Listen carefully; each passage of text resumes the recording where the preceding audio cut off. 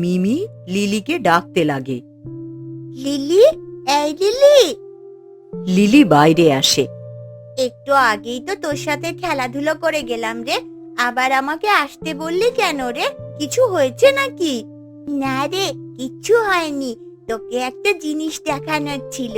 ঘরে আয়। হ্যাঁ, চল। এই দেখ, এইবার পুজোয় নতুন জামা কেমন হয়েছে রে?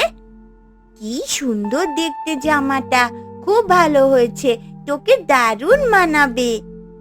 বাবা কিছুক্ষণ আগে দিয়ে গেল, আর বলে গেল আরো দুটো দেবে। খুব মজা হবে। তখন লিলির মা ঘরে আসেন। তা হ্যাঁ রে, মিমির কটা জামা হলো এবারের পূজায়? একটাও হয়নি কাকিমা, বাবা বলেছে কয়েকদিন পরেই দেবে। চাই দেবে, ঠিক করে খেতেই পায় না, আবার জামা কিনবে। মিমি খুব কষ্ট পায়। মা, তুমি কি বলছো এসব? দেখো, বাবা আমাকে ঠিক নতুন জামা এনে দেবে, আমি তোমাদের সবাইকে দেখিয়ে যাব। এই কথা বলে মিমি চলে যায়। দেখতে দেখতে পুজো চলে আসবে, মেয়ের জন্য এবার ভালো জামা কিনে দিতে হবেই। হ্যাঁ গো, তুমি ঠিকই বলেছ। মনে নেই আগেরবার নতুন জামার জন্য কি কান্নাকাটি করছিল? হ্যাঁ মনে আছে, কিন্তু আমি দিতে পারিনি, তাই ভাবছি এবার যেভাবেই হোক কিছু একটা করে দিতে হবেই। তখনই তাদের মেয়ে আসে। বাবা, ও বাবা, আমার সব বন্ধুদের জামা কাপড় কেনাকাটি হয়ে গেছে, শুধু আমারই হয়নি।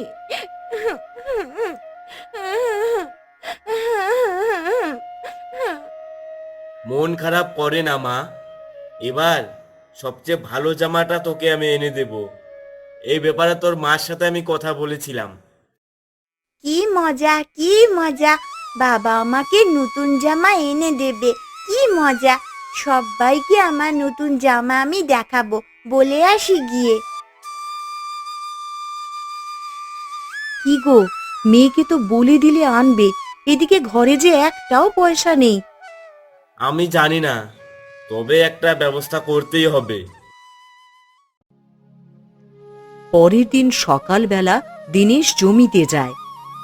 জানি না কি পাপ যে করেছিলাম, জমির এই হাল হয়েছে। দিনেশ কাজ করতে লাগে এবং সেই সময় গ্রামের জমিদার এক সহকর্মীর সাথে আসে। শুকিয়ে যাওয়া জমিতে কি করছিস? তোর সব পরিশ্রম তো বৃথা যাবে। কি করব বাবু, এছাড়া যে আমার কোনো উপায় নেই। এবার পুজোয় মেয়েকে নতুন জামা কিনে দিতে হবে, নইলে আমার মেয়ে খুব কষ্ট পাবে। বেশ তো, তবে এখানে সময় নষ্ট না করে দক্ষিণের জঙ্গলে গিয়ে কাঠ কেটে বিক্রি করতে পারিস। কিন্তু শুনেছি এই জঙ্গলে নাকি অলৌকিক অলৌকিক ঘটনা ঘটে। তোর ভালোর জন্যই বললাম, এবার ভেবে দেখ কি করবি। আমি চললাম, কে বাঁচলো আর কে বললো সেটা দেখে আমার লাভ নেই। আমি তো নিজের স্বার্থের জন্যই বললাম যেতে। দক্ষিণে জঙ্গলের কাঠ দিয়ে তোর গিন্নিমাকে কিছু শৌখিন জিনিস করে দিতে চাইছি।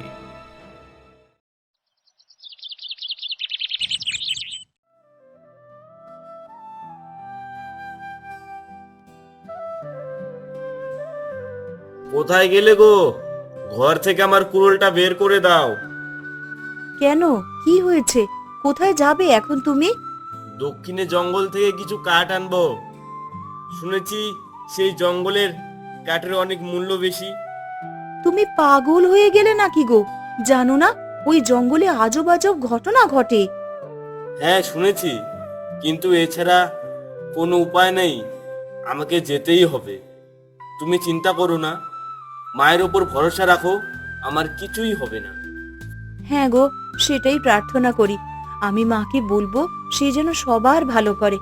তুমি সাবধানে যেও আর তাড়াতাড়ি বাড়ি এসো। দিনেশ জঙ্গলের পথে চলতে থাকে। জঙ্গলের মাঝে মাঝে ছোট বড় কি সুন্দর ফুল, দেখতে খুব ভালো লাগছে। এইখানে এসে আমার একটু শান্তির অনুভূতি হচ্ছে, কেন জানি না। দিনেশ দক্ষিণী জঙ্গলে পৌঁছে যায়। তখন সে বলে, এ বনের মাতা, আমি তোমার এই জঙ্গল থেকে কিছু কাঠ কাটতে এসেছি, দয়া করে কাঠ কাটার অনুমতি দাও। এই কথা বলে দিনেশ কাঠ কাটতে লাগে এবং ঠিক সেই সময় আমাকে কেউ একটু সাহায্য করো বাবা, একটু সাহায্য করো। কি হলো? বনের মধ্যে এমন করে কে সাহায্য চাইছে? দেখি তো একবার। এই কথা বলে দিনেশ চলতে থাকে এবং দেখে যে এক বৃদ্ধা বুড়ি পড়ে রয়েছে। কি হয়েছে বুড়িমা? আপনার এই অবস্থা কেন? আমাকে সাহায্য করো বাবা, আমি পা পিছলে পড়ে গিয়েছি। দিনেশ তখন বুড়িমাকে সাহায্য করে। এই জঙ্গলে কেউ আসে না, আপনি কি করছিলেন বুড়িমা? এই জঙ্গলের পাশে একটা কুটির আছে, সেই কুটিরেই আমি থাকি। তুমি একটু দাঁড়াও বাবা, আমি এখনই আসছি। এই কথা বলে বুড়িমা চলে যান। কিছুক্ষণ পর এসে বলেন, এই নে বাবা, এই মাটির কলসিটা রাখ তোর কাছে। কলসি নিয়ে আমি কি করব বুড়িমা? এই কলসি সবাই পায় না বাবা।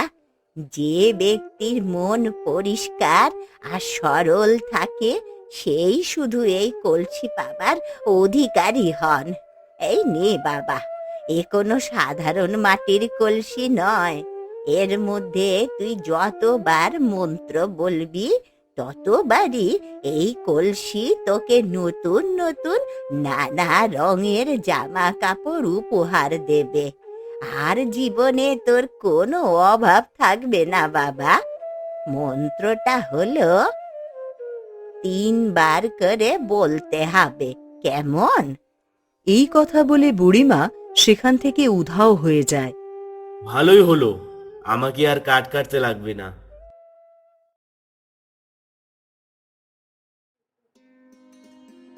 দিনেশ খুব খুশি হয়ে বাড়ি চলে আসে। মিমি, এ মিমি, কোথায় গেলি রে? এদিকে আয়, দেখ তোর জন্য আমি কি নিয়ে এসেছি।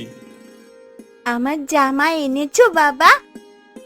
হ্যাঁ রে মা, একটা নয়, অনেক জামা হবে পুজো এবার। তখন মিমির মা আসে। কি বলছো তুমি এসব? মাথা খারাপ হয়ে গেল নাকি? কাঠ না কেটেই বলছো অনেক জামা হবে? হ্যাঁ গো, আমি ঠিকই বলেছি। কলসির ভিতর থেকে নানা রঙের নতুন নতুন জামা বের হবে। আমি তোমার কথা কিছুই বুঝতে পারছি না গো। তখন দিনেশ সব ঘটনা বলে। এই সবই হচ্ছে মায়ের কৃপা। হ্যাঁ গো, তুমি ঠিকই বলেছো।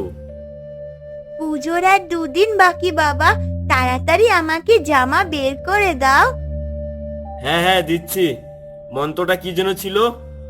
হ্যাঁ, মনে পড়েছে। দিনেশ মন্ত্র বলতে থাকে এবং মাটির কলসিতে জামা চলে আসে। আমার তো বিশ্বাসই হচ্ছে না, এ তো অবাক কাণ্ড। দিনেশ একটা জামা তুলে তার মেয়েকে দেয়।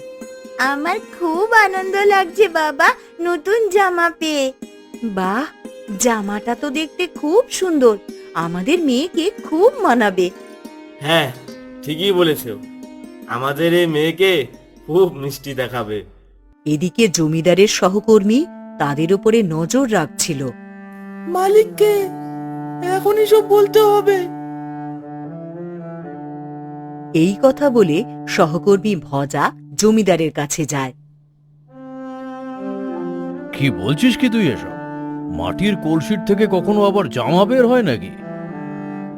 হ্যাঁ মালিক, আমি নিজের চোখে সব দেখে আসলাম। দিনেশ গড়গড় করে মন্ত্র বলছে আর কলসির থেকে জামা বের হচ্ছে। এ তো দেখছি আজব কাণ্ড, আগে কখনো এমনটা শুনিনি। মালিক, আপনাকে একটা কথা বলবো। আর কি বলার বাকি আছে তোর? বল। আপনি যদি জঙ্গলে না পাঠাতেন তবে দিনেশের ওই কলসি পাওয়া হতো না। তাই বলছিলাম ওই কলসির প্রতি আপনারও তো কিছু অধিকার আছে নাকি? কথাটা তুই মন্দ বলিসনি।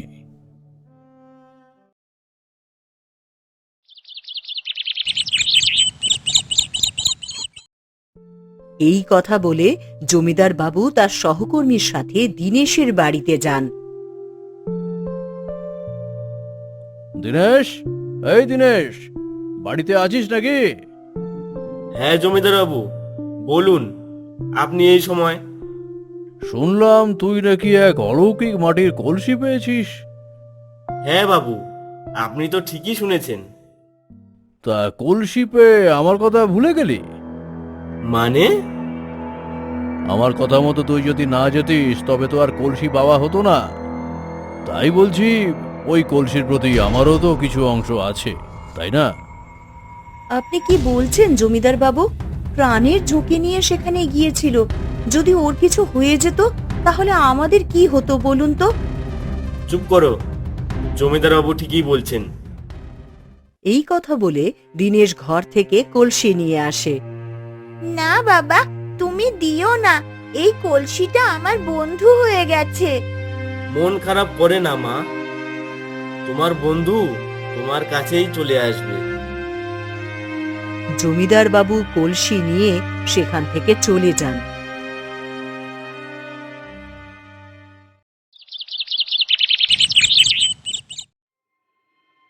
মালিক তোমার কলসি ফেরত পাঠিয়েছে। কেন রে, কি হয়েছে? মন্ত্র পড়ার পরেও কলসি থেকে জামা বের হচ্ছে না, উল্টো জল বেরোচ্ছে। তুই কি বলছিস এই সব? কি রে মা, আমি তোকে বলছিলাম না তোর বন্ধু তোর কাছে চলে আসবে? হ্যাঁ বাবা, আমি খুব খুশি হয়েছি। কিন্তু এসব তোমার মনে নেই সেদিনকার ঘটনার কথা? বুড়িমা কি বলেছিল? মিমির মা কিছুক্ষণ পরে বলে, হ্যাঁ হ্যাঁ, মনে পড়েছে। বুড়িমা বলেছিল যার মন পরিষ্কার এবং সৎ হয় সেই কেবল এই কলসির অধিকারী হন।